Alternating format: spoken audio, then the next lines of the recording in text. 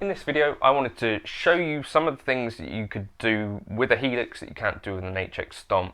So I guess the kind of concept of the video is what can you do with a Helix that you couldn't do with an HX Stomp, and some of the benefits to having a Helix versus an HX Stomp. Now obviously the downside is the Helix is much larger, and also the Helix is many times more expensive, right? Like more than double the price. Essentially what the Helix is versus an HX Stomp is two of the processors run into one another. So a Helix has in real terms twice the processing power of an HX Stomp, if you didn't know that. It obviously has many more foot switches and some other bits and pieces. But in terms of actually building a preset, I wanted to show you what you could do on a Helix versus what you can do on an HX Stomp, and see whether that helps you to make your decision on whether you buy one or the other. But hopefully it also might give you some ideas for building tones if you've already made your decision. Let's show you the Helix. I guess it's fair to say there are real meaningful differences between the HX Stomp and the Helix, but like that's kind of your size difference if you are interested. The HX Stomp is like the size of the screen of the Helix and a bit more, so it sort of fits within that kind of dimension.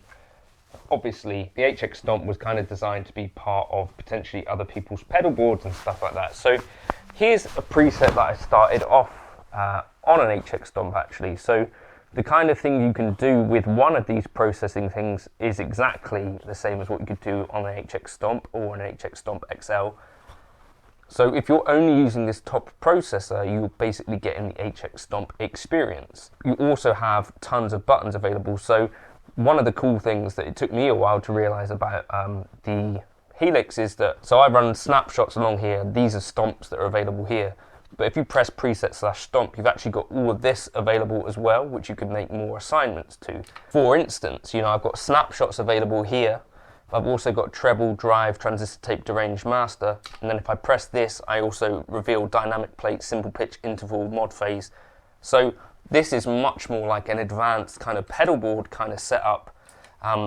Sort of reminds me in some ways of the kind of big MIDI rigs that someone like John Petrucci would have been using in the 90s, 2000s, maybe even still to this day. So here's the preset that I started. So you could do this on an HX Stomp. We've got an AC30 Fawn, a US Princess, and we've also got a tremolo, a compressor, and at this other end here, we've got the Glitz reverb. You can basically, this is my jazz tone, like a nice warm, clean.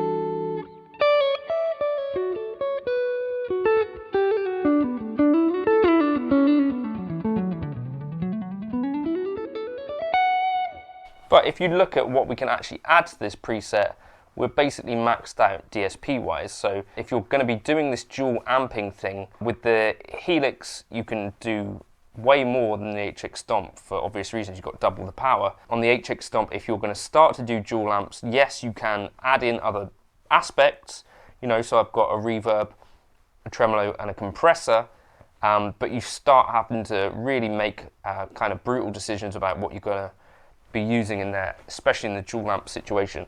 What I've done when I took this into Helix world was I kind of moved the amps down onto this other path down here. So what you could do to do this is press Action, copy block, and then you'd come down here and press paste block if you had the DSP available. But yeah, I've got 2 amps down here, I've got the reverb, and then I've also got a poly capo block up here, which I thought was kind of cool. This is actually a super DSP heavy pitch block, is equivalent essentially to the Digitech drop, but can go in both directions. You can make some changes with it. I think I've still got some DSP to be able to put in things like some nice delays as well. So that's kind of cool. But you can see that's already quite a lot more advanced as a preset than what I'm able to do on the HX Stomp, just because I've split things across two processors.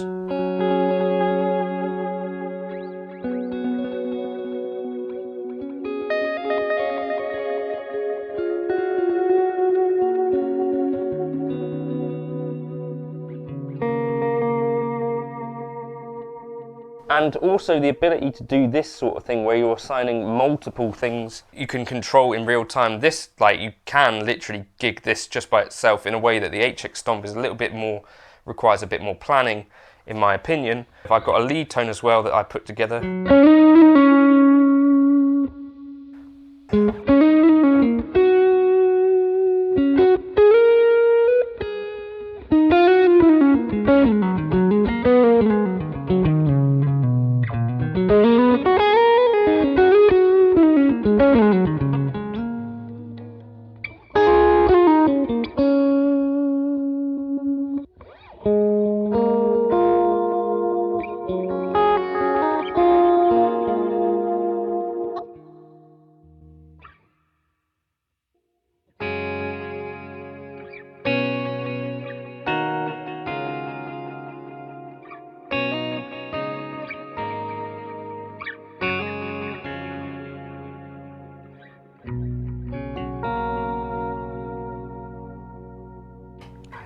You know, so for instance, in the HX Stomp world, you're never going to be able to run the poly pitch as well as 2 amps.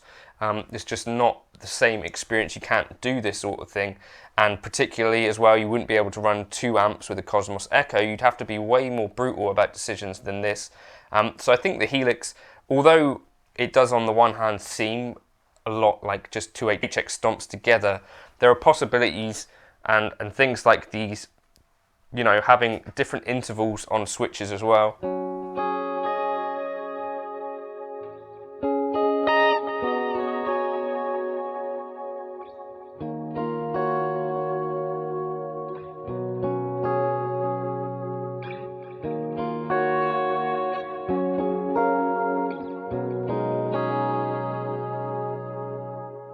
What you end up getting with the Helix, yes, it's a lot more expensive, but at the same time, there are these things which are a bit more possible. It's a little bit of its own world and can be, in my experience, like a bit more inspiring to use just by itself as a kind of creative tool, because you can do these things like, just, I don't know, let me try something. If I come out of here, Cosmos Echo on, the Poly Capo on, and that interval is at a 7th now, right? Right, so we're going to come into 6-switch looper.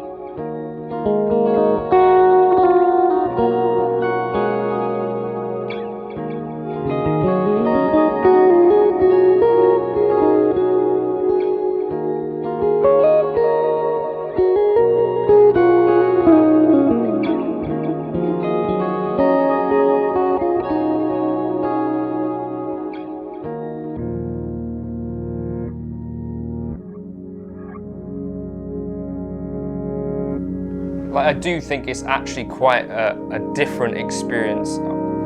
For me, I was first an HX Stomp person, but the time that you spend with a Helix like this, I think you can find a super amount of inspiration, and I don't know, for me, I think it's worth experimenting with, and worth the idea of thinking about this as its own little ecosystem, in a way that the HX Stomp possibly you're going to need to pair with other pedals to get the most out of it, especially in a gigging situation. And, you know, it was designed to be on a pedal board.